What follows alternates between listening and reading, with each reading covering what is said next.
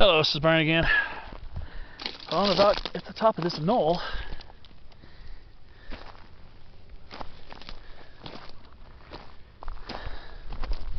Just about at the top of it right now. It's pretty neat. It's a beautiful area up here.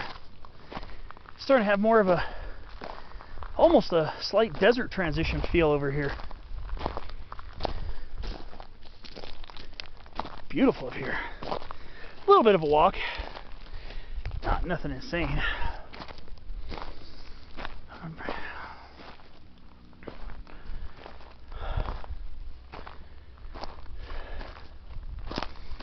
This is it. Top of that little knoll I was pointing out earlier. Now, time to hunt for a spot to chill.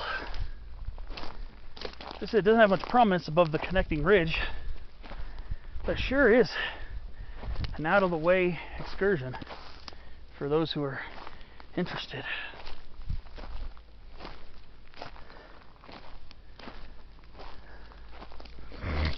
Even saw a few single-leaf pinions along the way up here, not that far back along the ridge. Now I gotta go find a place to sit. I actually need a little fluid in me. I just want to find a place that's in the shade, considering it's quite a warm day. That's looking over towards Big Rock Creek down there. Vincent Gap is just up over that way beyond the big fold of Baden-Powell. Alright, well,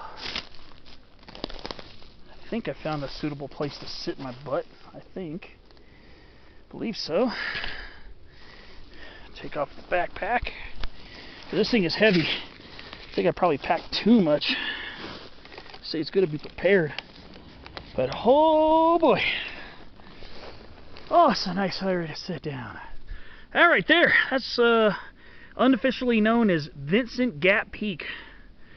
It's like 5,760, 7,580 feet. Did a hike up there not even a full month after my fall. 2 months, I should say, after my fall off of Mount Wilson. That was the second hike I did. The first hike was Throop Peak. So my fall was June 9th. No, it was 1 month. Not even 1 month. My fall was June 9th, 2019. My first hike was June 30th up Throop, and then on July 7th, I went up that. So that's called Vincent Gap Peak right there. It's unofficially named. It was probably named by a user on peakbagger.com, but it's a really cool place. The very top is very wooded, so you don't really get to see really far-reaching views. So if you're a big view junkie, that might not be too interesting for you, but for people who just love hiking in the forest and love climbing peaks, I think it's fine as any other peak. It's very nice, and has some nice shady areas up there. It's time for me to bust out something to drink. I'm warm, very sweaty, and quite thirsty right now. So I bought some electrolyte waters. So I'm going to see if these will do the trick and keep me going. So, like I said, I am abandoning the hike up to Mount Burnham this way. Like I said, it's a little beyond my current physical ability. I mean, honestly, I could be very stubborn. Like when I did Scody Mountain, I was very stubborn. There were a lot of times where I wanted to bail out because it was a really hard hike. But I don't feel like being quite as stubborn, because I also mean I have a long, sketchy way down. Or I'd have to go down the PCT by Mount Baden-Powell, which means I basically have to go up near the top of Baden-Powell, which I was actually considering doing, but I said I didn't want to push it too far today. I just wanted to think rationally today. It's kind of warm.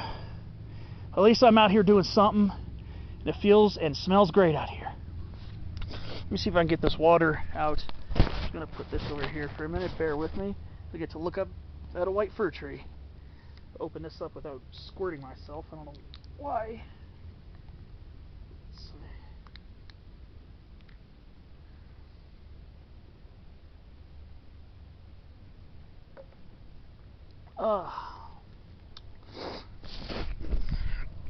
Yeah.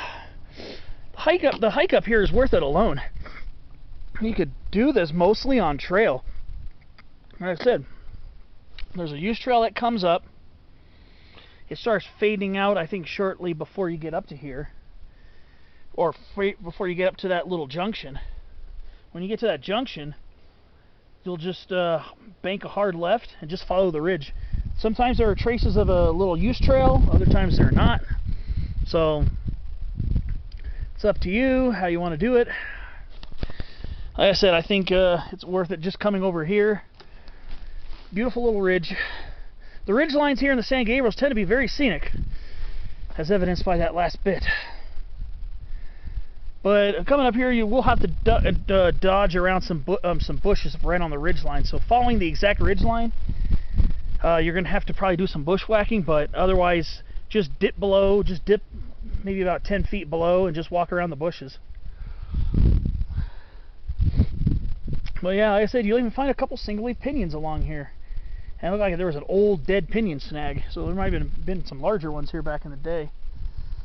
But over towards the end of there, looks like you're going to get some good Mojave Desert views. But right now, I'm nice and comfortable in the breezy shade of this sugar pine. And, oh, Jeffrey pine too. Just enjoy that view. Look at way down the Big Rock Creek Canyon down there. And then you can see well into Fender Canyon, where there's an old conservation camp down there at 5,300 feet.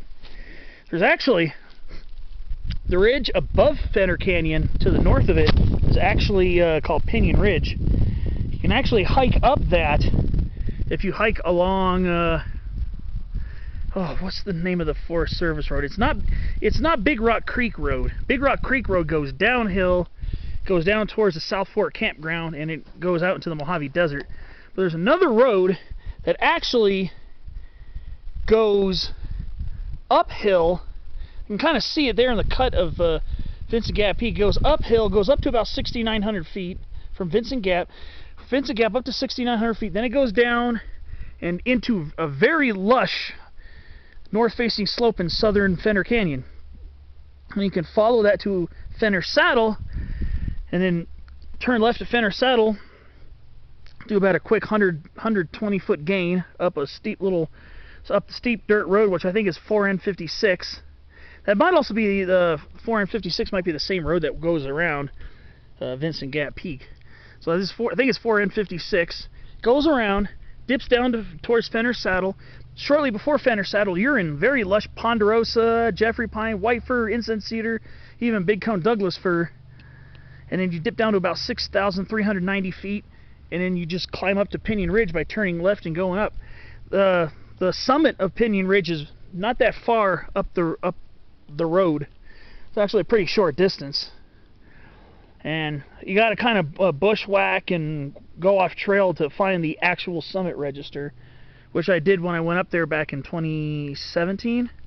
It's a beautiful hike, but you do have about a 500-foot climb on the way out, 550-foot climb, to get back to that 6,900-foot junction, and then you go back down to Vincent Gap. But I highly recommend it. I believe the east side of Pinion Ridge is open, I believe. But I know if you go further west, it goes into the Bobcat Fire Zone. And Bobcat Fire did burn quite a way up the west side of Pinion Ridge. So I believe the east end of Pinion Ridge is open, but the middle and western portion are not.